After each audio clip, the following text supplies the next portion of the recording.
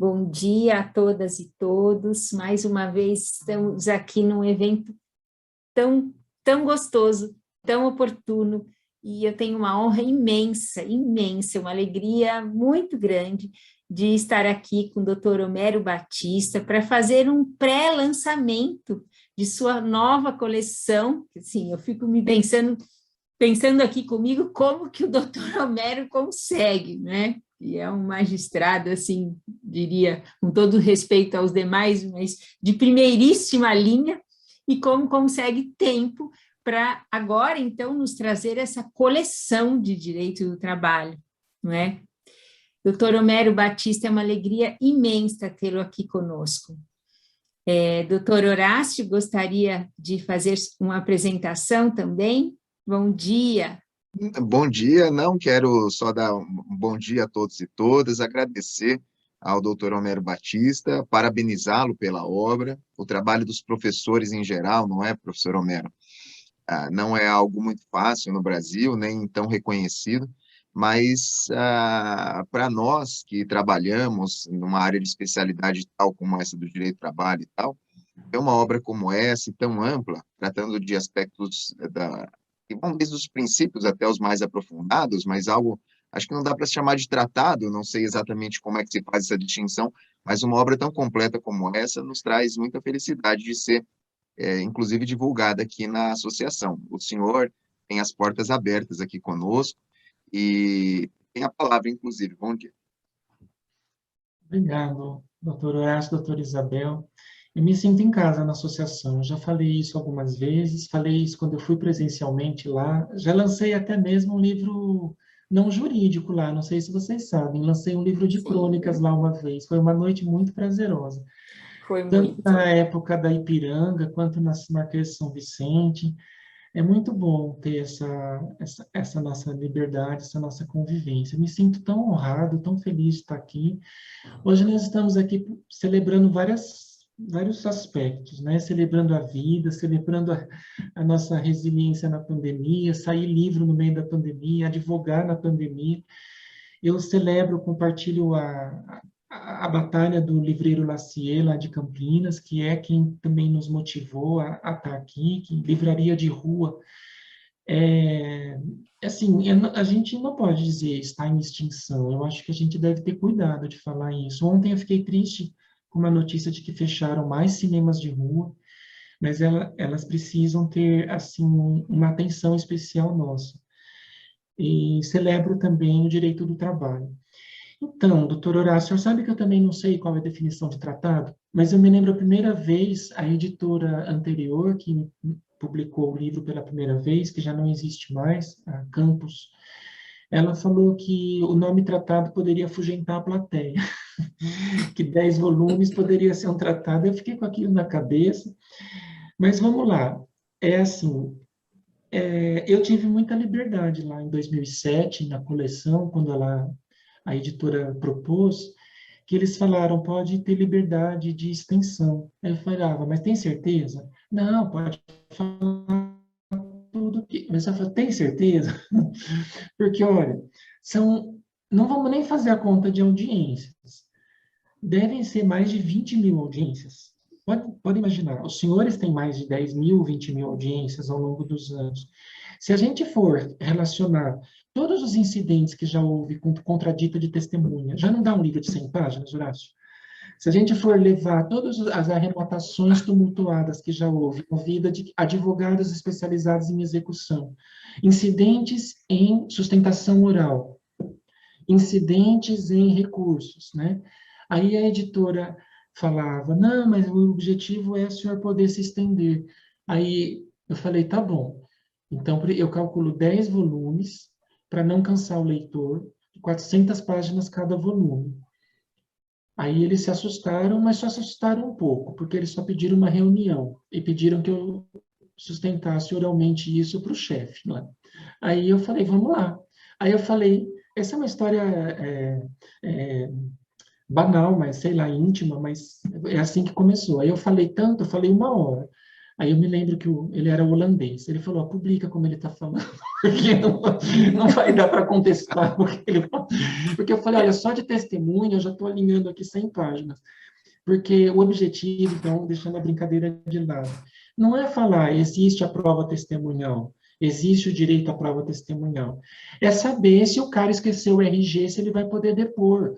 É saber como tratar com dignidade um albergado que não tem endereço. São experiências de vida que nós três aqui coletamos. A gente fica lá todo cheio de informações da nossa faculdade, endereço e RG da testemunha. Sim, é testemunha não documentada. Então, isso significa que uma pessoa, um imigrante, não poderá ser testemunha se a gente for fazer o cavalo de batalha. A primeira vez que eu tive esse albergado, ele me deu uma lição de vida, porque ele não estava oprimido, infelizmente, graças a Deus, porque detesto que nós usemos o direito, a linguagem jurídica para opressão, e eu falei alguma coisa como endereço, aí ele falou assim, serve o albergue em que eu pernoito?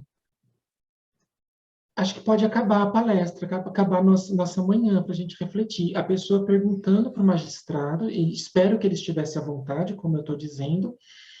Eu falei, mas é claro que serve o albergue em que pernoite, mas ele nem vai precisar declinar o endereço do albergue. Por quê? Vamos refletir. Eu comecei pelo fim agora, a nossa conversa, nem ia falar disso agora. Vamos refletir. Para que esse endereço? É para localizá-lo se ele cometeu um crime de falso testemunho? Mas endereços são volúveis. Existem muitas pessoas em comunidades carentes que mudam de muitos endereços. Nós não vamos poder levar a ferro e fogo aquele endereço.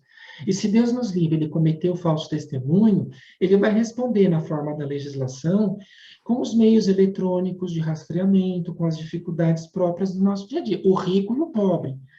Mas uma testemunha perguntar para o juiz se pode fornecer o endereço do albergue da prefeitura, é para fazer um livro, é para trazer isso à luz, e não para ficar isso guardado. Então, na verdade, esses livros aqui são méritos da advocacia, méritos do cotidiano, e eu tenho uma frase que me persegue, é uma obra coletiva e em construção. Porque terminou esse evento, cada um vai fazer uma audiência, vai acontecer um fato. Vai acontecer... bom, eu não tive exemplo de óbito na sala de audiência. Uns 2 ou 3 colegas me relatam situações... A doutora Odete teve um óbito uma vez na Alfredo Issa, que diz que o cara subiu de escada os 14 andares lá. Então, vai acontecer um evento para ser descrito, né? Então, é essa a proposta de uma coleção, por isso ela não tem nota de rodapé, por isso ela não cita praticamente nenhum acórdão, ela não cita para ficar colocando acórdão, porque essa minha tese eu quero comprovar. A, B, C, D, não são teses, são experiências de vida. E ela não cita outros autores, não por soberba, e sim porque isso é uma coletânea. E, aliás, a minha principal fonte são os advogados, os alunos, os ex-alunos, porque sozinho eu teria conseguido 5%. Ou 10%, né? Aqui tem um pouco de esperteza de pegar, assim, o exemplo que a doutora Isabel me começou a comentar naquela nossa live lá de junho. Doutora Horácio tem um exemplo, doutora Jussara tinha exemplo, doutora Hitsuko Tamioka, que sozinha ela responde por uns 3% da obra, que a quantidade ela era uma grande advogada sindical, para quem não se recorda. Doutor Paulo, doutor Parente, todos eles com aquele acervo imenso de histórias, né? E a gente fazia isso, só para completar, Horácio, a apresentação, a gente fazia isso em mesa redonda. Teve uma época que eu tinha condições ainda de expor, de fazer mesa redonda mesmo disso. A gente fazia uma mesinha lá no Largo do Paissandu, quando todos nós trabalhávamos na Ipiranga, na Santa Efigênia, na Alfredo Issa, na Aurora, na Rio Branco, a gente fazia mesa redonda no Paissandu. O nome era mesa redonda mesmo. Hoje, eles provavelmente seria chamado de cursinho, mas a gente fazia mesa redonda. A mesa redonda durou 8 anos. Foi de 98 a 2000 e... Lá no Paissandu foi de 98 a 2004, então foram 6 anos. E os livros são a compilação dessas mesas redondas. Várias pessoas, eu tive a honra, olha, Isabel, olha quem estava nas mesas redondas de lá. Quem sentou-se? Gustavo Felipe Barbosa Garcia, Mauro Schiavi, Luciana Bezerra, Sidney, Raquel Gabay, Fábio Branda, Karine Nomura. Eu vou ser injusto porque tem uma pleiade de gente querida que passou lá pela mesa redonda, pela sala. A sala foi crescendo, deixou de ser mesa, passou a ter cadeira, e cada um levava o que tinha de melhor, que tinha visto, alguém tinha um acórdão que tinha descoberto uma novidade num outro estado, alguém advogava e tinha ido fazer uma sustentação no Recife, trazia. Isso pré-internet, hein? Isso que é a parte que me assusta hoje quando eu vejo. Pré-internet. Aí essa editora, então, agora fechando, a editora chegou e falou assim, o curso não é apostilado? Não, não tem apostila, é conversa, né? Então, o senhor precisa pôr por escrito. Não vou pôr por escrito, porque os raciocínios que são o que importam, né? Aí a pessoa usou um golpe baixo, que até hoje foi decisivo. Ela falou que, e como seus filhos vão saber dessa sala de aula depois? Se ficou tudo verbal. O senhor não vai fazer um testamento? Dar um testemunho disso sob a forma de um testamento? Eu falei, agora o argumento é irrespondível, está na hora de colocar a testemunha albergada no papel, porque para ficar só do comentário, né, não flui. Então, são esses os dois extremos. A vontade de compilar essas nossas experiências incríveis que só o direito proporciona, esse direito com esse nosso comprometimento, com essa nossa paixão, né? Porque dá para fazer o direito também numa torre de marfim, né? Dá para fazer o direito parado, mas eu não acredito nisso, eu acredito no direito vivo.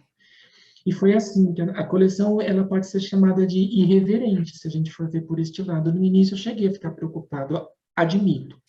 Eu cheguei a ficar preocupado, acho que podem não compreender uma pessoa contar uma piada na hora de falar o vale transporte. Mas depois eu percebi que as pessoas compreenderam, porque até a piada estava a serviço de uma causa. Sim. A piada, no caso, tem algumas piadas lá no Vale Transporte, mas certo dia chegou uma senhora e falou, reclamando o Vale Transporte. Era o principal item do pedido. E a empresa muito séria. Eu falei, mas será que uma empresa desse porte vai sonegar o Vale Transporte dessa senhora? Aí a empresa, muito tranquilamente, falou assim, ela sempre recebeu o Vale Transporte, mas o computador está programado para que quando a pessoa completa 65 anos, deixa de fornecer. Aí ela falou, e meu direito de não revelar a idade para o motorista e cobrador de ônibus? Eu falei, mas será que existe o direito de não revelar a idade para o motorista e cobrador de ônibus? Não tinha me ensinado isso. Eu fiquei pensando mesmo. Daí ela falava com uma exuberância, e ela falava, algumas pessoas sabem minha idade, mas o motorista de ônibus não. Aí eu falei, mas Vale Transporte é renúncia fiscal, né? Será que a gente pode, porque Vale Transporte não é a empresa que paga. Vale Transporte é o governo que paga, a empresa apenas antecipa, né? Será que a gente pode socializar os gastos para a pessoa ter o direito de não revelar a idade? Aí aquilo... Ela perdeu o processo, né? Dificilmente uma pessoa vai falar que não quer exercer a gratuidade prevista em lei para poder abafar. Eu sei que para as meninas é um pouco mais difícil do que para os meninos. Na sociedade cobra um preço muito alto, né, de gênero. Mas a ponto da pessoa falar que não vai exercer o direito da gratuidade. Aí eu falei, eu vou contar essa piada. Para lembrar a maioria que não sabe que o Vale Transporte é renúncia fiscal, e para lembrar de variação como essa. Aí eu falei, acho que podem não compreender, mas eu percebo que, eu estou citando o exemplo do capítulo do Vale Transporte, que é um capítulo irreverente. Eu falo de bicicleta, vocês já devem ter tido processo de gente que vai de bicicleta, de gente que vai a pé, zona rural.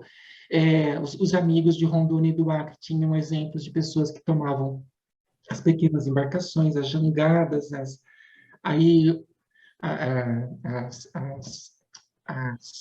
as canoas. Aí apareceu um processo de uma empresa que exigia que a pessoa fosse a nado, atravessar o rio a nado. Aí eu falei, bom, a nado não está igual da velhinha que não queria revelar a idade, né? Eu acho que aqui está um pouco mais difícil. Então, essa coleção, Isabel, é uma situação que só o nosso direito do trabalho vivo poderia trazer. Doutor Homero, como que Vossa Excelência chegou a 4 volumes?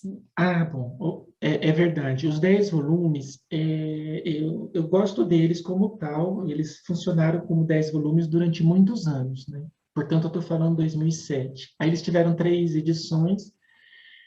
Só que se a gente pensar bem, tudo é muito caro, né? Livro é caro, caro é aquilo que o dinheiro não pode comprar, né? Diziam os antigos. Mas encarece, a obra encarece, ainda mais que uma coleção como essa, em geral, usa capa dura. Fiquei sabendo que a capa dura sozinha representa 30% do custo. E ela tem aqueles cadernos que são amarrados, né? A gente não sabe que são cadernos, mas todos os livros, quando a gente pega, tem esses caderninhos aqui, né? Que são costurados mesmo, né? Ainda tem até hoje, tem uma linhazinha aqui. Então, eu falei para a editora, vamos fundir o processo do trabalho inteiro num só. O processo do trabalho estava dividido em 3, porque eu sempre valorizei muito a execução como um manancial autônomo, né? O conhecimento e o sistema recursal estava separado. Então, esse foi fácil, foi a fusão mais fácil de fazer. Eu fundi os volumes 8, 9 e 10 num processo, né? Depois também achei pertinente, acho que os colegas vão concordar comigo, que as horas extras tinham um volume próprio. Os salários e a rotina trabalhista poderia ficar num só, porque a hora extra precisa saber a base de cálculo, precisa saber do adicional de salubridade, precisa saber do adicional por tempo de serviço, da gorjeta, de tudo, né? Esses, por sua vez, precisam saber a natureza do contrato, a contratação, a dispensa, justa causa, 40%, fundo de garantia. Então, fundi 3 volumes que estavam relacionados com direito individual do trabalho. Esse deu trabalho. Esses 2 volumes, o processo e esse direito individual, vão ficar com mais de 1.000 páginas. Mas também não me olhem assim, né? Quem fala, nossa, 1.000 páginas, sim, mas se for para contar até o RG da pessoa que não queria mostrar, vai dar 1.000 páginas, mas que seja leitura prazerosa. Não são 1.000 páginas de linguiça, não são 1.000 páginas com acórdão, e são fatos que vão se somando. Então, o processo e o material são os mais ambiciosos. São 3 e 3 que viraram 2. Aí, o direito do trabalho precisa de uma teoria geral. Então, no volume 1, a teoria geral tem o grupo econômico, sucessão, terceirização, prescrição. Estava faltando falar de prescrição. Alguém acha que conseguiu ver todos os ângulos de prescrição? Não passa um dia que não tem uma encrenca de prescrição. E deu tempo de colocar a prescrição intercorrente da leizinha que saiu dia 27 de agosto. Fui lá dar uma espiada. Essa lei de facilitação de abertura de empresa que colocou os jabutis lá, né? A citação por WhatsApp e a prescrição intercorrente. Deu tempo, graças a Deus, porque mais encrenca de prescrição. A coleção poderia ficar só com esses 3 volumes, doutora Isabel, já me daria por satisfeito. Uma teoria geral, um direito individual e um processo, que fazem parte da nossa vida. A testemunha albergada está no processo, a senhora que quer o direito de não revelar a idade está no direito individual, e a prescrição está no volume 1. Mas a vida me levou para a saúde e segurança do trabalho de uma maneira muito forte, graças à Fundacentro e aos estudos desenvolvidos na Universidade de São Paulo. Então, tem volume de saúde do trabalho. Ele não pode ser direito individual do trabalho. A gente tem que tratar com dignidade o ruído, o asbesto, a tendinite, a psiquiatria, o explosivo, o inflamável, a radiação. Então, temos lá, para o bem ou para o mal, gostemos ou não, a gente tem que falar de saúde do trabalho, por isso ele é o 4º volume, com toda a dignidade que pode ter. Então, por isso, são 4, com essas liberdades. Última frase, eu tinha sido muito influenciado, muito impactado por uma pessoa maravilhosa que nos deixou, chamada Alice Monteiro de Barros, uma eminente magistrada de Minas Gerais, e eu a conheci, conversei com ela uma vez, pessoalmente, num evento, foi o suficiente. E ela me dizia que as pessoas são muito apressadas, falam de direito do trabalho, termina, e os leigos, as pessoas falam, mas por que isso que ele fala não se aplica para o aeronauta? Por que isso que ele fala não se aplica para o professor? Ela fala, porque existem profissões esparsas e as pessoas tendem a olhar só para a CLT. Por isso, a Alice é pioneira em livros de profissões regulamentadas. Ela fala, sabe por que as pessoas não fazem? Porque dá trabalho. Depois que você terminou tudo, achou que acabou o seu ciclo, acabou sua sentença, acabou o seu livro, ainda vem artista, radialista, advogado, aeronauta, e a gente tem que pôr a mão na massa e tem que discutir se o piso do radiologista e se a hora extra do advogado. Ela falou, dá trabalho, então as pessoas costumam deixar embaixo do tapete. Só quando o escritório é especializado em químico, é do Sindicato dos Químicos, vai dar uma lida no químico. Quando a pessoa é bancária, aí eu falei, a senhora tem razão, a gente não pode ter preguiça na vida.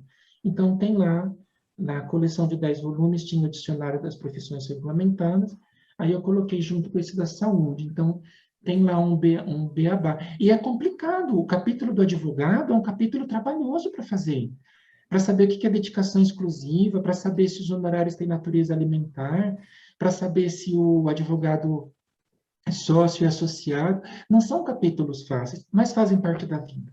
Tem que ser discutido, né? Doutora Isabel, eu trouxe aqui o exemplo dos livros antigos, porque a coleção nova, ela está na gráfica, né? Na verdade, ela está no prelo. O Oswaldo, aí da técnica, ele tem uma foto, ele é o único que tem essa foto, aí eu não sei se está aparecendo na tela, mas ele tem Está uma aparecendo foto. e está aparecendo o QR Code. Inclusive, professor, se alguém apontar para esse QR Code com a sua própria câmera, vai direcionar lá para o site da Lacier para poder, já Lacier. na tela, para poder adquirir a obra, inclusive. Obrigado, é o grande Lacier. Então, ele tem, o Oswaldo tem a foto, eu não tenho ainda. Ninguém tem ainda, né? Os 4 volumes. Bom, eu tenho o miolo, né? Eu tenho o conteúdo, né? Ninguém tem ainda o cheiro e a... Mas, ó, tá um verde musgo com laranja, eu achei que a editora caprichou, espero... Nossa, eu vou parar de falar, que estou muito feliz com isso. Mas eu ia mostrar, assim, a pergunta da doutora Isabel. Eu trouxe os de execução, já que a gente falou do processo, né? Então, esse daqui, de brochura, é o de 2007. O volume, eles eram chamados de volume 10, né? O de 2007. Todos esses de execução mantiveram a casa de 400, 430 páginas. Então, esse daqui é o da primeira editora, quando era brochura. Depois, a editora Revista dos Tribunais generosamente me chamou a partir do CPC de 2015. Esse daqui, o principal diferencial é que ele capta o CPC de 2015. Eu acho que essa é a edição de que eu mais gostei. Tanto pela honra de ter ido pela RT, virou capa dura, ficou especial, quanto pela atualização que teve que ser feita com as novidades da execução, né, que vocês sabem bem, os impactos que o CPC causava. E essa coleção aqui, essa edição de 2017, ela ficou curiosa, ela já me fez sofrer os meus piores dias dos últimos anos, porque ela foi publicada um pouco antes da reforma trabalhista. Então, ela ficou obsoleta em 90 dias, ela ficou assim desatualizada em 90 dias. E ela foi retirada das livrarias às pressas. Só que aí eu sofri, falei 3 anos jogados fora, reforma trabalhista que já não era uma reforma simpática, que já era um problema em cima do outro, e eu tinha acabado de reformar. Mas olha como as coisas funcionam na vida, né? Essa coleção aqui, essa terceira edição, ela não parou de ser vendida. As pessoas ligavam para a editora, ela saiu da livraria, porque as livrarias não vão comercializar com o selo de 2017, e falaram, me dá a coleção de 2017, que eu adapto para a reforma trabalhista, porque aqui tem os casos. Aqui tem o arrematante que morreu, aqui tem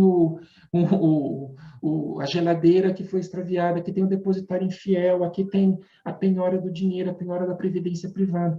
Aí a editora me telefonava, mas eles estão comprando sabendo que é de 2017? Eu falei, sim, mas eles entenderam que a reforma é um assunto e as experiências de vida são outro assunto. Então, embora não possa ser vendido em livraria, eu falei para a editora, não incinera, espera. E passados 3 anos, vendeu quase toda a tiragem de 2017. É assim, eu brinco com a editora, é um livro secreto. Não pode ser anunciado e é vendido.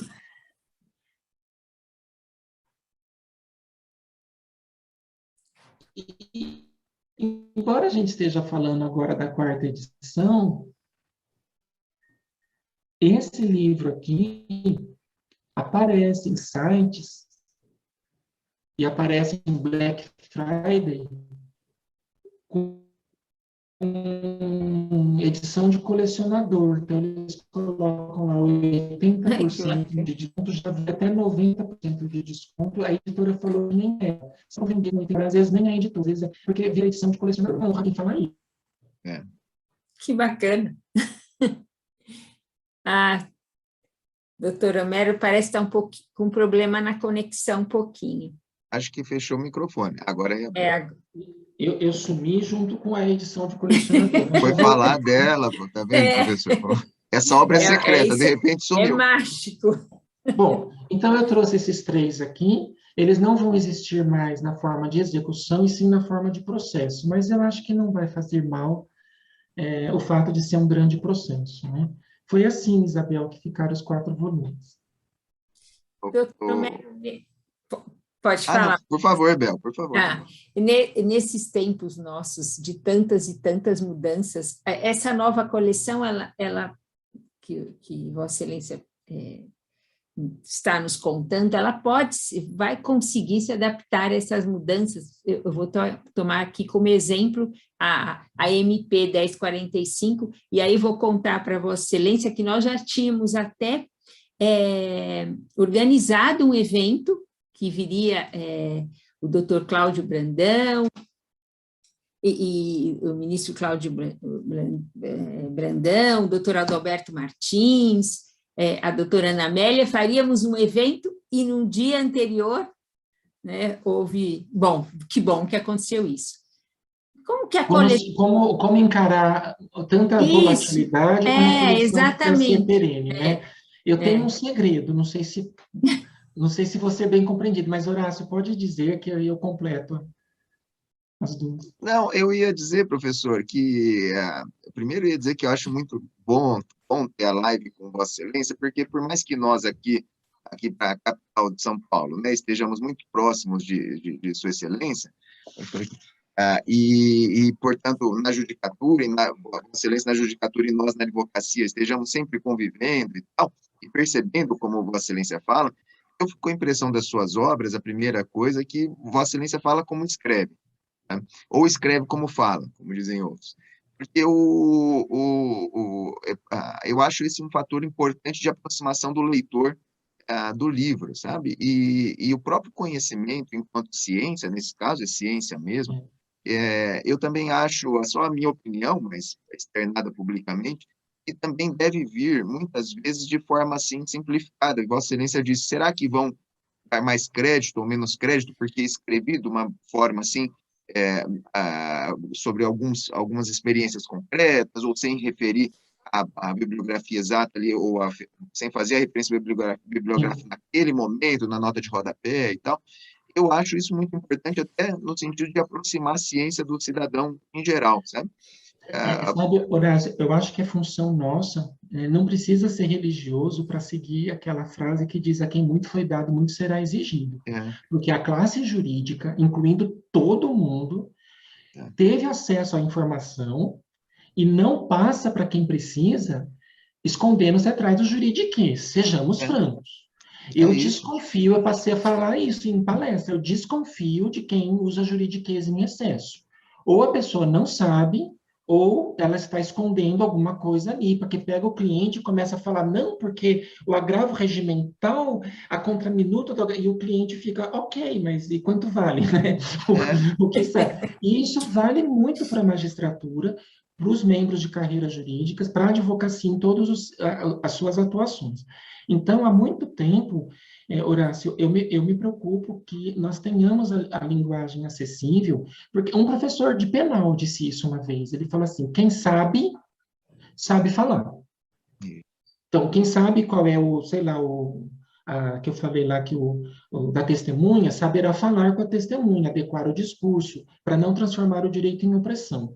Aí, uma piada que eu vou contar sobre o que você falou, é que alguns alunos se divertiam muito, que no meio da aula eu soltava uma palavra assim, mixórdia, isso é uma mixórdia, me ensinaram essa palavra de complexidade, de miscelânea, uma mixórdia, ou então de falar assim, estava a sala de audiência cheia, espero que vocês tenham sido sempre muito bem recebidos na 88ª vara, mas a sala de audiência cheia, testemunha nervosa, o advogado quer despachar aqui ao lado. Todos merecem igual atenção, nunca deixei de despachar ou de atender o advogado. Mas com aquelas 50 pessoas, ele estava muito desesperado ou muito mal informado, então eu virava para ele e falava, aguenta um pouco. Eu não tinha mais o que falar, e eu começava a falar essa palavra, aguenta um pouco. Essa palavra, aguenta, se tornou característica ali no 88, falava, aguenta um pouco, você é o terceiro na fila. Aí os advogados uma vez me falaram assim, não tem como o senhor usar um ghostwriter, porque a gente vai saber que foi o senhor que escreveu, porque ninguém vai exato. escrever, aguenta um pouco, ou me choca. E quando vai ler o livro, falar, foi ele que escreveu isso daqui, porque para colocar, isso daqui não vai dar certo. Sim. Lá no livro da Reforma Trabalhista, acho que tem uma frase que eu escrevi, acho que não vai dar certo. Eu acrescentaria ainda um outro fator sobre o ghostwriting impossível nesse caso, porque essa outra característica que Vossa Excelência também bem pôs, de comentar do dia a dia e de fazer o livro chegar mais próximo daquele que vai usar no dia a dia, né? E no sentido de ser algo realmente prático para aquele que vai trabalhar, eu acrescentaria, além dessa forma muito didática que Vossa Excelência tem, que eu acho que é a função mesmo do professor e tal, e que Vossa Excelência desenvolve bem, essa questão de resolver alguns problemas que são esses, que é a testemunha que Tem que desatar passou o por essa nó. Não situação, pode, não pode só jogar o problema, a gente tem não que desatar pode, o nó, mas tem é que muito propor comum, soluções. né? O professor sabe que é muito comum para o aluno ou para o operador, não sei se essa palavra é muito boa do direito, a gente está no escritório, aí ou um juiz lá no seu gabinete, tal, um desembargador vai pegar um livro e falar, pô, deixa eu ver esse problema aqui concreto, aqui nos autos, como é que eu posso fazer com isso? Aí pega a doutrina, que tem os aspectos basilares, principiológicos, norteadores, isso é bom, mas muitas vezes você não encontra lá, nem nos manuais. Aí você fala, não é possível. Vossa Excelência, eu tenho, para mim, fica, uma das primeiras vezes que eu identifiquei isso em Vossa Excelência foi falando sobre o parágrafo único do artigo 62 da CLT, que num livro de Vossa Excelência diz, não dá nem para instruir, se não tiver a questão dos 40%, tal. E algo que Era um exercente de cargo de chefia batendo cartão de ponto, por exemplo. Aí eu falo, não dá nem para continuar a conversa. E não, você tem a questão dos 40%, também não vai instruir. Aquela solução é dificílimo de se encontrar. Eu não conheço, e acho que ninguém conhece, toda a obra completa de trabalho em amplitude tal, assim, de poder dizer que não existe, mas eu, pessoalmente, talvez com algumas falhas de Horácio, entendimento, nunca vi uma não dá para explicação tão fazer isso direta. sozinho, como eu falei no início, isso é em construção, e não dá para fazer isso sem sair de casa. Quer dizer, a Barra Funda é a minha vida, né? Para quem não é de São Paulo, a Barra Funda é um bairro que teve a construção desse prédio gigante lá do fórum, porque antigamente eu falava minha vida é a Rua Aurora, né? É um pouco não dá para falar assim, Rua Santa Efigênia, mas a Barra Funda é a nossa vida. Por exemplo, além de fazer as audiências e de circular lá na 88ª, eu gostava muito, vocês são testemunhas, de descer, de ir para o térreo. Sinto falta daquele balcão de café que tinha, aquele balcão de concreto. Ali, muita coisa eu conversava, às vezes o advogado estava com a cabeça quente, que tinha saído de uma audiência. Ali a gente, vamos usar aquela expressão, socializa de uma maneira muito rica, porque toda hora alguém fez um acordo, alguém fez alguma coisa ali, e isso é esse manancial. Mas sem deixar de responder a doutora Isabel, o trauma de 2017, vamos chamar de trauma, né? Porque o impacto, vocês sabem muito bem, a reforma trabalhista eram 7 artigos que viraram 100, tramitou em 7 meses, vamos pular essa parte. Mas por ter sido atropelado pelo andamento dos fatos, é óbvio que eu me tornei uma pessoa mais atenta a projetos de lei, não gostava de estudar projeto de lei porque ele muda de acordo com as nuvens, atento ao andamento de medidas provisórias, mas isso não basta, doutora Isabel. Tem um segredo, não sei se a palavra é segredo, mas um estilo que eu adotei foi tentar transformar a coleção em algo perene. Aí eu vou me lembrar de outros gigantes antepassados. Por que que o Arnaldo Sossequinde, o Délio Maranhão e o Segadas Viana deram para aquele clássico o nome de instituições do direito do trabalho, porque eles procuravam tratar de temas fundantes do direito do trabalho, os temas institucionais. Por isso nós conseguimos ler um Amaury Mascaro dos anos 60, para quem não sabe, o Tratado Jurídico do Salário é dos anos 60, o primeiro livro do professor Amaury, ler um José Martins Catarino, um Coqueijo Costa, Wagner Giglio, ler o Wagner Giglio falando de processo dos anos 70, sendo que já mudou o CPC e já mudou a Constituição. Por quê? Eles têm raízes institucionais. Quem nos dera alcançar a sabedoria deles. Então, eu procuro sempre fazer na escrita uma forma de analisar mais ângulos, prevenindo o leitor de que, ainda que mude uma norma, passou a ser assim mesmo, ainda que uma norma mude ou ainda que uma norma seja reformada, preste atenção na premissa. A premissa será essa. Então, eu vou dar um exemplo. A medida provisória 1045, dentre outras questões, tinha um voluntariado lá, vocês leram, né? Que tinha uma história de voluntariado para a prefeitura. Ia dar um problema, né? Trabalho voluntário em prefeitura, podendo ou não ser... Eu fui no meu trecho de voluntariado, teoria geral, fiz comentários, tem a lei do voluntariado dos anos 90, e aí eu pus uma parte institucional. Afinal, podemos ter voluntariado em ente público?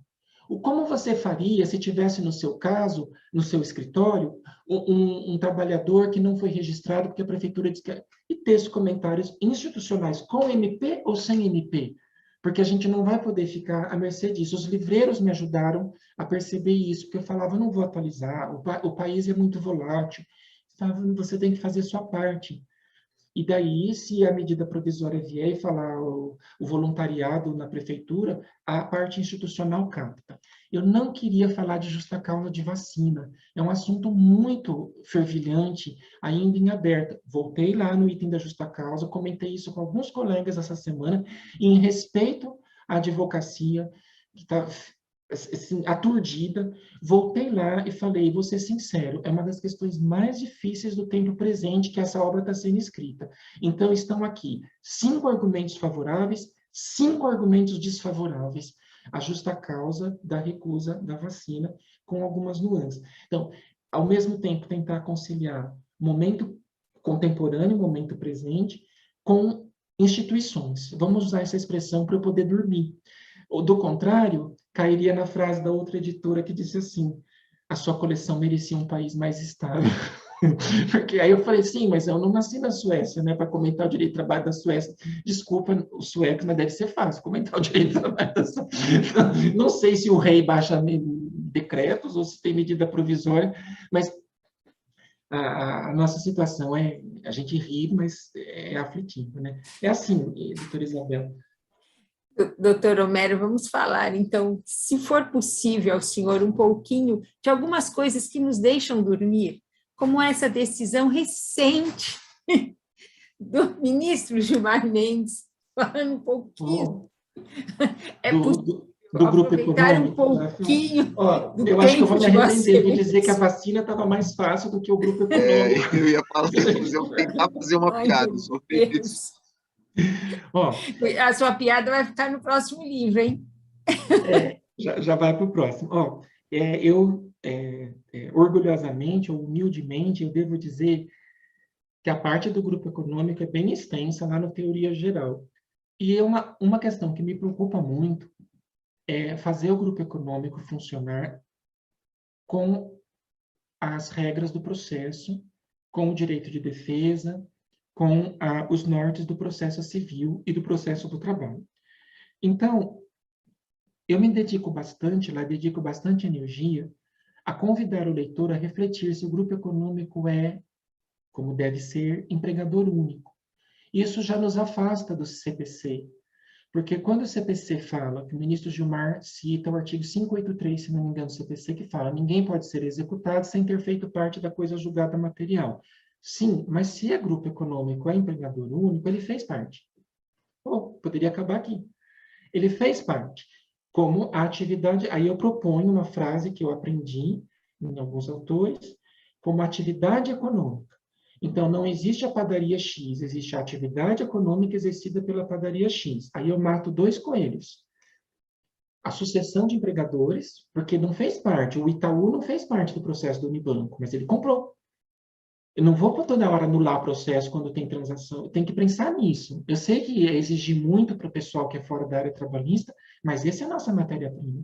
Foi assim que a gente emancipou e foi por isso que o Código Civil não dava conta de uma relação tão assimétrica e tão cheia de nuances como a trabalhista. Então, eu tanto desvendo o nó da sucessão de empregadores, o sucessor nunca vai estar no título executivo judicial, porque se estivesse, não era sucessor, era ele próprio. E o Humberto Teodoro Júnior mata isso com propriedade no Tratado de Processo Civil. Ele fala, isso é o redirecionamento da execução à luz dessa teoria lá de trás. Sob qual fundamento? Sucessão. Ou o grupo. O grupo, por exemplo, o grupo pode ser pré-existente. Você pode ter trazido ou não, mas eles eram solidários, não trouxe, muito bem. Mas agora eu deixo para os amigos que nos acompanham. E o grupo superveniente? Como que eu vou colocar na coisa julgada material, no título executivo lá de trás, se o grupo foi superveniente? Então, é fácil, espera condenar uma empresa deficitária e agrega com outras superavitárias. Por que que isso não nos sensibiliza, não nos incomoda? Porque nós convivemos com o conceito de empregador único. Então, funciona mais ou menos assim, doutora Isabel. Cai a bomba, surge a notícia no jornal, olha, a roda é quadrada. A gente tem que ir serenar e enquadrar nas nossas categorias jurídicas. Eu sei que falar é fácil, mas tem a ver com o que o doutor Horácio falou, tem que procurar solução, procurar premissas, que é a expressão que eu mais uso. Então, embora a decisão que tenha sido comentada proponha que, por primeiro, os tribunais trabalhistas afiram se deve declarar a inconstitucionalidade do dispositivo do CPC, penso que também teremos que pôr em mesa se esse dispositivo do CPC é prioritário, ele que é mandatório, ou se nós temos outros percursos do processo do trabalho e do direito material ao trabalho, porque aí o grupo está lá no teoria geral. Isso explicará também, já antecipo, citação por WhatsApp, citação por e-mail, caiu a outra bomba, a ser regulamentada pelo CNJ. O CNJ está com abacaxi, porque eu não sei como ele vai exigir o WhatsApp da velhinha que não quer revelar a idade. Imagine o tamanho do problema. Mas supondo que seja, Horácio, primeiro tem que ler a CLT. A CLT não foi reformada, ela tem nuances de citação ali. Eu não posso sair. A gente tende a ser atraído pelos holofotes ali, né? E você sabe, agora um desabafo. Eu acho que a gente tem estigma, a gente tem... Algumas pessoas têm vergonha de começar o estudo pelo trabalhista porque parece um estudo de menor erudição. Nunca passou pela cabeça de vocês isso? Parece que nós somos aqui o patinho feio e tudo lá é mais bonito. Então, é bonito citar por WhatsApp, é bonito... E a gente esquece que primeiro, todos os catecismos dizem, primeiro começa o estudo pelas nuances trabalhistas, para depois ir para as outras. Eu pretendo sobreviver assim, pelo menos. Nós passamos, sim, aqui a gente faz também o esforço, e aí, é lógico, às vezes parece até uma provocação, tentando ser saudável, provocação acadêmica, né? Mas me parece que há uma boa parte dos pensadores do direito que entendem que essa complexidade ou essa falta de compreensão do direito do trabalho pelos outros operadores de outras áreas advém justamente da profundidade do ramo da ciência que não é explorado pelos demais. Porque quase não se vê aplicação subsidiária, não é, do direito do trabalho lá no direito civil. Mas, ao contrário, porque tem a previsão lá seletista e tal, tem aquela história do Código de Processo, se teve, se não teve, o professor Amaury e tal, e aí a gente foi olhando ali daquilo que seria o patinho bonito, vamos dizer assim, para tentar... Eu virei essa página na minha cabeça, Horácio, e nunca mais cogitei qualquer tipo de subserviência ou de adjetividade nossa na minha experiência de vida da VASP, que me deixou de cabelos brancos, me tirou saúde, mas eu dediquei 2 anos intensamente lá na 14ª, e aí eu dei a cara para bater nos congressos de síndico de Massa Família, que na época era síndico, né, administrador, e nos juízes de direito. Eu ia lá no Fórum João Mendes, ia mesmo, fui fisicamente, acho que isso mudou também o meu relacionamento com eles, e eles falavam, não, mas por que que tem que ser assim? Eu falo, porque a energia humana é irretornável. Já trabalhou, agora não tem mais. É. Não tem perdas e danos de vocês, que vocês têm aqui. Eu respeito muito, dá para erguer o muro, quebrar o muro, derrubar, pintar o muro, mas energia humana é diferente. Aí eles, pô, eu acho que ele tem razão. Eu acho que a energia humana é diferente, a inteligência humana é diferente. O trabalhador cometeu justa causa. O trabalhador xingou o patrão, mas trabalhou, tem energia empreendida, não dá para retornar. Ele pode perder indenizações, que são civilistas, mas salário humano é diferente. Então, vocês aí na nossa família não podem fingir que não existiu. E aí a gente começou um diálogo que dura até hoje, e eu falava, toda hora alguém fala, não, mas essa história aí de sucessão não existe. Sim, é a energia que passa. Trabalhou nessa padaria, o outro vem, compra energia. E isso proporcionou o diálogo. Uma vez estava num lançamento coletivo de livros da editora e me sentei ao lado de um tratadista da lei anticorrupção, que nós mal conhecemos. É uma lei que foi utilizada na Lava Jato, mas é aquela lei anticorrupção lá de 2014, eu acho, ou de 2012. E ele falou que lá esse penalista me disse que lá no fim tem um artigo que fala que a pena contra a pessoa jurídica pode perpassar para empresas do grupo econômico, se ficar provado que aquela fraude, aquela irregularidade beneficiou. E ele disse, nós não temos conceito de grupo econômico, a lei cometeu um ato falho, o único grupo econômico é o de vocês. Porque a sociedade anônima tem acordo de acionista, tem empresa coligada no Código Civil, mas aquele conceito de passar os lucros, passar vantagens, sem necessidade de estar no papel. Então, ele propunha que na lei anticorrupção se assimilasse o conceito. Que bacana, olha só Bom, né? Ele que chama o conhecimento, Biratã, ele é de que, Curitiba. que bacana. Eu vou confessar também publicamente, nunca tinha visto um exemplo assim tão claro dessa possibilidade de nossa Eu espero aplicação. que as pessoas tenham ouvido a voz do Sim, penalista, mas eu achei o argumento irrespondível, porque ele falou, se for muito para bacana. usar a lei de SA ou a lei delimitada, aquela empresa que foi corruptora ativa, ela precisaria ter deixado por escrito que o benefício da corrupção passou para outra empresa. Enquanto que o grupo econômico trabalhista, a gente nasceu e cresceu entendendo que é a atividade que tem os vasos comunicantes. Para alegria, para tristeza, dividir a sede, dividir mão de obra, isso é o acervo conceitual que nos acompanha e que está lá no volume 1. Não poderia ser diferente, não é? O direito do trabalho é o melhor direito social, né? Acho que poderia ser. O anteparo, aliás, isso também explica, nós somos o anteparo da realidade, então nós não criamos essas urgências. Ninguém de nós criou. Exatamente. A terceirização agressiva aconteceu, agora é o anteparo, a gente só leva a fama de maluco, só isso. A gente leva, e de carrasco, não sei, mas leva a fama de maluco. Sim, mas maluco é um pouco a realidade. Antes de atirar pedra, pergunte quem foi que trabalhou 14 horas, pergunte como foi o trabalho clandestino, como que foi o boia fria, redução análoga de escravo, para depois atirar pedra de que surgiram soluções malucas para dar conta da realidade. Como que você vai enquadrar a realidade em cânones do direito romano, em cânones convencionais, né? A gente leva a fama de maluco. Sabe que eu consegui, eu entrei aqui já 2 vezes, fiz o teste, saí diretamente lá na livraria, muito bom. Eu também fiz aqui. Lassier, para quem não sabe, é um batalhador, é um parceiro de muitos anos. Muitos anos ele foi o livreiro que mais vendeu livros da minha autoria no Brasil. Mas ele viaja, eu conheci a fama dele em porta de concurso, em porta de exame de ordem, ia para Belo Horizonte, para Natal, para Porto Alegre. Depois eu vinha conhecê-lo, convivemos há 20 anos, e é uma livraria de rua em frente ao Tribunal do Trabalho de Campinas, lá, né, na Barão de Jaguara, acho, né, lá no centro de Campinas. Então, o Lassier é um grande parceiro. Mas o Lassier, acho que eu vou fazer uma propaganda aqui, né, não sei se é propaganda. O Lassier é tão preocupado com o público dele, ele é tão amigo do público dele, que ele é um livreiro que oferece o livro com dedicatória. Aí eu falava, ué, mas como que é? Aí ele falou, não, eu vou na sua casa, pego a dedicatória e entrego Eu falei, tá bom, conta comigo. Ah, ele é um querido, Então, ele é um querido nosso. isso a outra não tem, né? Não tem mesmo.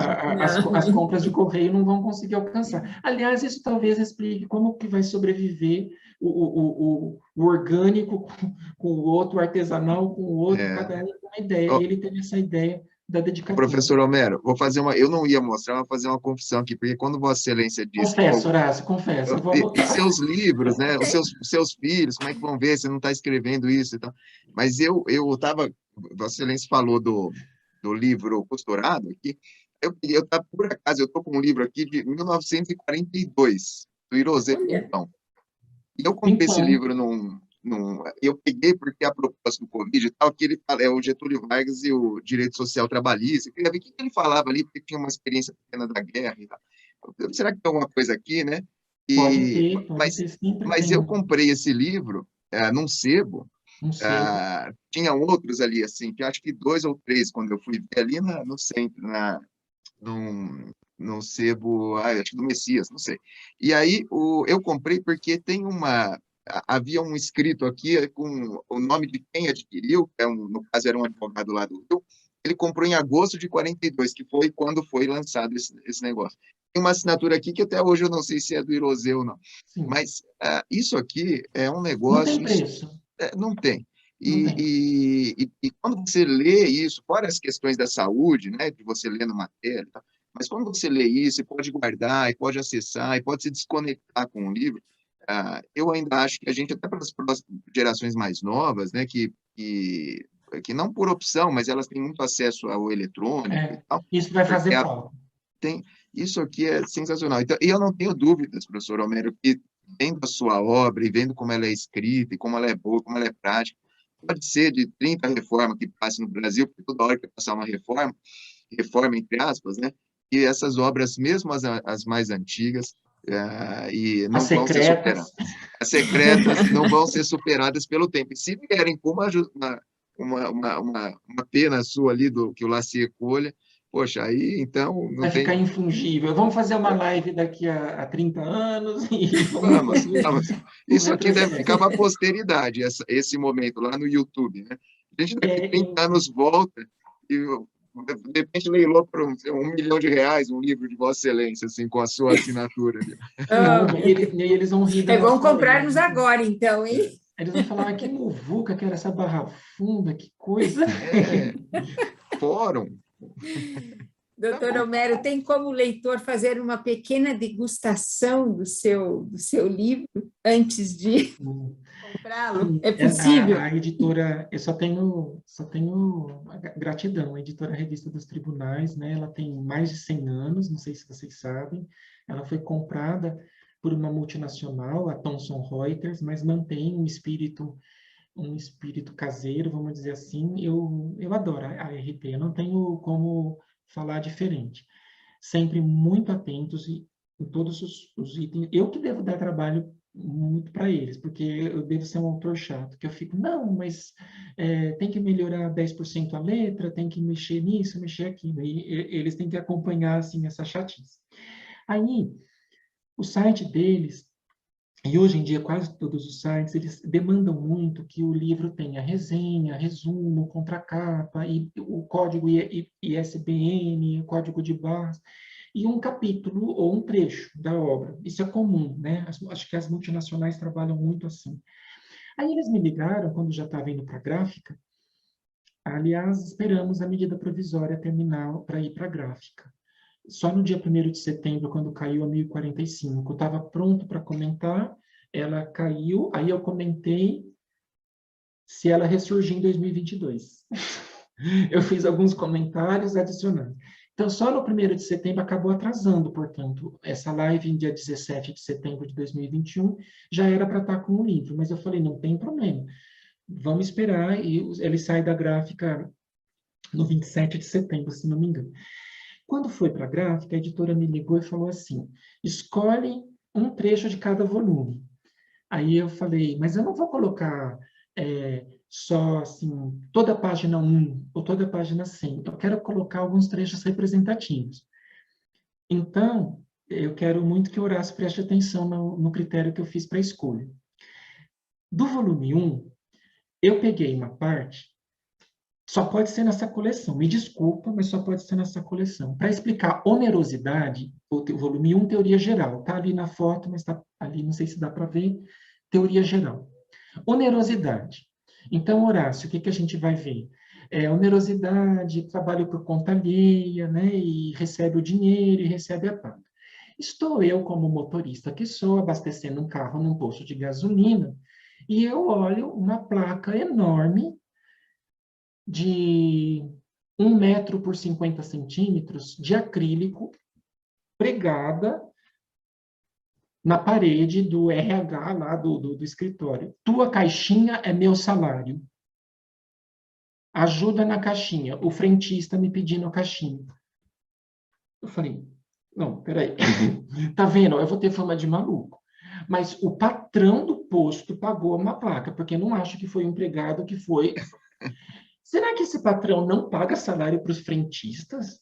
Será que o patrão paga salário, mas coloca para ajudar na caixinha? E eu posso assediar o cliente e falar, cara, tua caixinha é meu salário. Isso era pré-entregador de comida, não é garçom. Faz 10 anos que eu vi essa placa. Eu só me arrependo de uma coisa, eu não fotografei. Aquilo, não, tinha que ter fotografado, tinha que ter chamado a imprensa, tinha que ter chamado a doutora Isabel, chamado a associação. Já pensou chamar a comissão de prerrogativas, eu não fotografei. Eu sei o endereço do posto, né? Mas não fotografei. Mas transformei num capítulo. Ganhei um capítulo. Okay. Aí, doutora Isabel, eu escolhi esse capítulo para degustação lá. Porque eu falo assim, olha, existem profissões, aí tá vendo? A gente tem que dar um verniz, embora seja, convenhamos, é uma esculhambação nacional, né? Acho que não precisava nem dar um verniz. Eu falo, existem categorias que têm usos e costumes, alguns usos e costumes geram pagamentos feitos por terceiros, garçons dependem muito disso, rede hoteleira, gastronomia, hospitalidade. Algumas outras profissões. Agora, tua caixinha é meu salário. Aí pode ser que esse vínculo está estranho, ninguém pode ganhar menos que o salário mínimo, admite salário mínimo hora, precisa ver se ele era parcial, sei lá. Mas não dá para respirar com uma placa dessa. Então, eu pus isso, que se alguém quiser depois se divertir, na hora que essa degustação constar, agora eu estou falando no site da própria editora, né, da Revista dos Tribunais.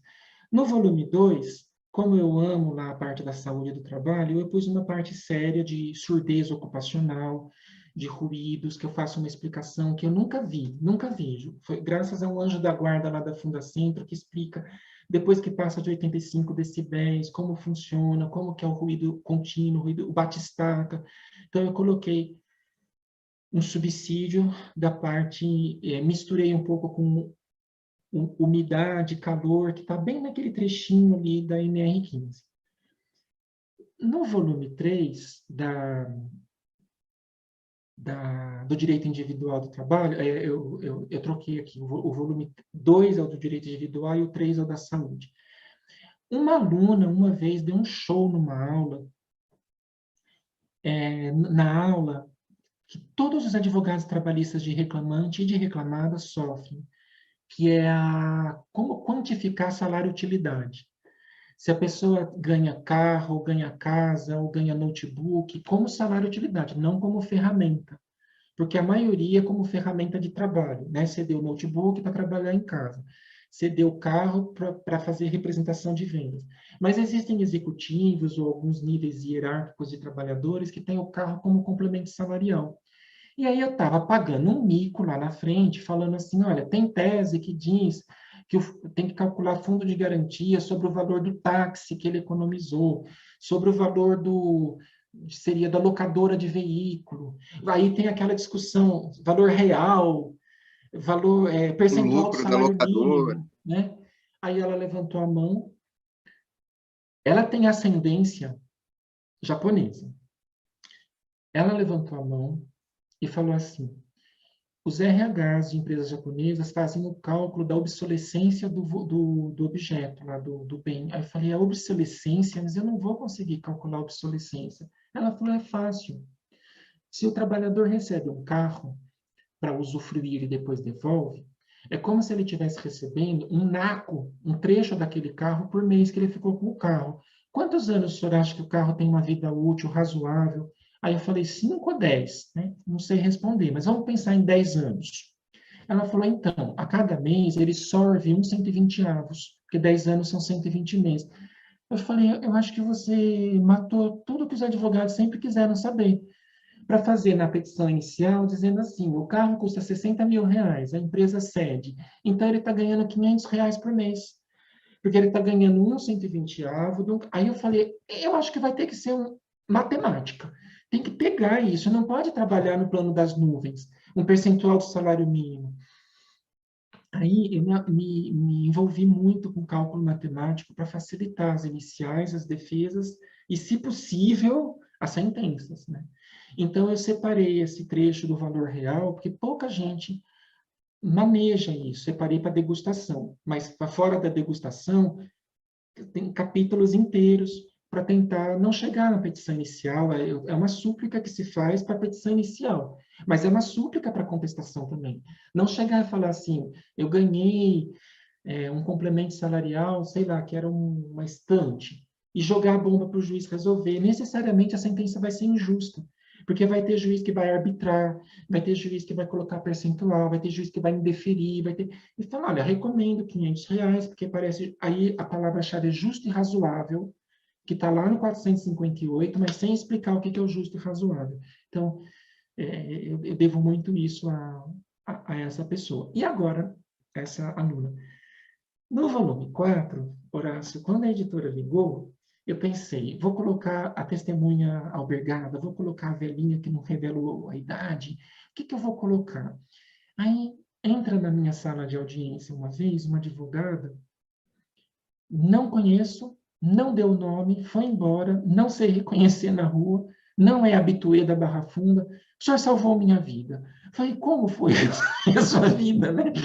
O cliente me desconstitui, me destitui na véspera do alvará. Eu falei, olha, eu não sei se precisa continuar a história, mas desgraçadamente isso é relativamente comum aqui no fórum, né? E ela falou, em nenhum livro, no capítulo de honorários, tem esse comentário, porque ninguém quer pôr a mão no vespeiro. Fala, é problema seu, problema do Tribunal de Ética, advogado contra advogado, né? Vai para o cível, né? Vai aqui no cível. E na edição de capa mole ainda, tem uma sessão. Eu falei, nossa, doutora, eu confesso que eu nem lembrava que essa sessão tinha se desenvolvido. Aí ela falou, não, são duas, acho que uma página, mas o senhor lança luzes sobre a questão, sobretudo dizendo que é despesa processual e o juiz tem responsabilidade, pelo menos, para envolver as pessoas. Aí eu achei interessante aquele impacto ali, no meio da audiência, ela chegou, falou, estava suando, não sei o que, e foi embora. Não perguntei quanto era o alvará, evidentemente, mas provavelmente ela não perdeu um alvará de 500 reais, né? E estava suando frio. E aí eu falei, mas então, em respeito a ela, eu tenho que desenvolver. Aí eu fiz uma tese, né? Fiz uma proposta de separação lá de 1/3 dos honorários pelo preparo da inicial, 1/3 pela fase de conhecimento, 1/3 pela fase de execução, seguindo o regulamento da OAB, que ninguém lê, né? Quer dizer, os advogados leem, mas, em geral, as pessoas leem o Estatuto da Ordem, mais ou menos o Código de Ética e mais ou menos o regulamento. E aí eu passei a desenvolver e pus na degustação para os advogados, tanto para os que tiveram a destituição na véspera, quanto para os que não tiveram, para tentar lançar luzes diferentes na questão dos honorários. Não só a natureza que é discutida, não só os honorários sucumbenciais, os os honorários sucumbenciais sequestram muito a nossa pauta, porque fica discutindo a CLT, o CPC, a CLT, o CPC. E essa advogada não estava tão preocupada com a reforma trabalhista ter trazido honorários sucumbenciais. Ela estava preocupada com a dignidade da profissão e se o cliente poderia ter feito isso. Então, são esses os 4 trechos de degustação, Isabel. Nós gostamos, não é, doutor Horácio? Gostamos. Nossa, muito. Daria até É para emendar aqui. encrenca, os quatro são encrenca, né? Não prometo solução fácil, né? Mas pelo menos tem que chamar a atenção. Não, foi ótimo, ótimo. Doutor Homero, gostaria de falar um pouco mais, comentar alguma coisa? Não, Aqui eu quero deixar um acho que convite aqui. uma hora é o tempo máximo para a plateia não nos abandonar, né? E não Não, ela ficar não nos mas eu estou abandona, porque a audiência muito está feliz que ótima. vocês tenham aberto esse espaço, e o doutor Horácio e a doutora Isabel despendido o tempo. Eu estou muito feliz com a chegada desses quadrigêmeos aí. Vida longa Exato. essa Vida nova longa para os... proposta.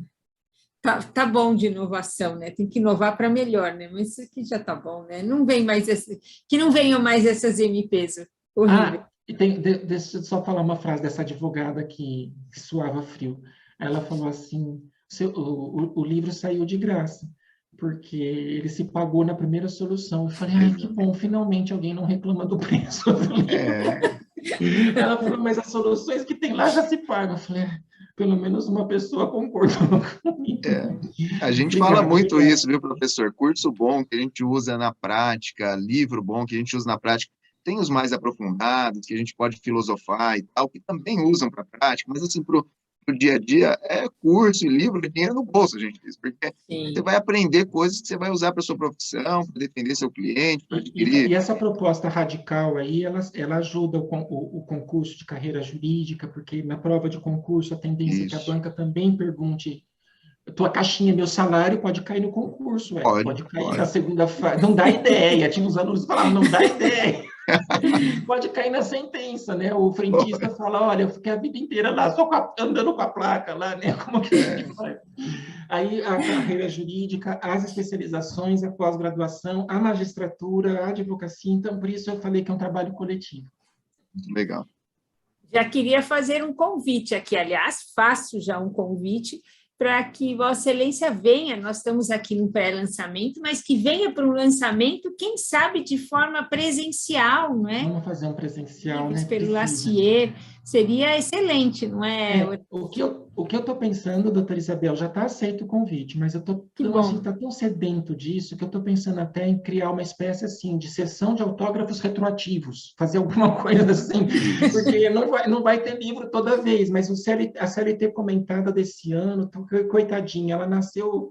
eu tenho aqui sem autógrafo, eu quero ela aqui. Aí todo mundo tem o direito de reivindicar os autógrafos retroativos. Pronto. Sim, que bacana. Sem prescrição.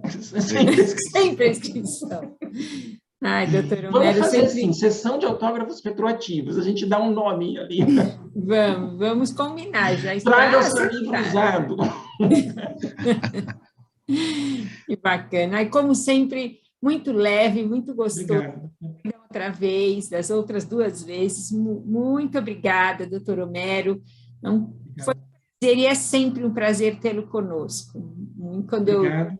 Eu lá de início. É minha e nos vemos em breve. Sim, sim. Horácio?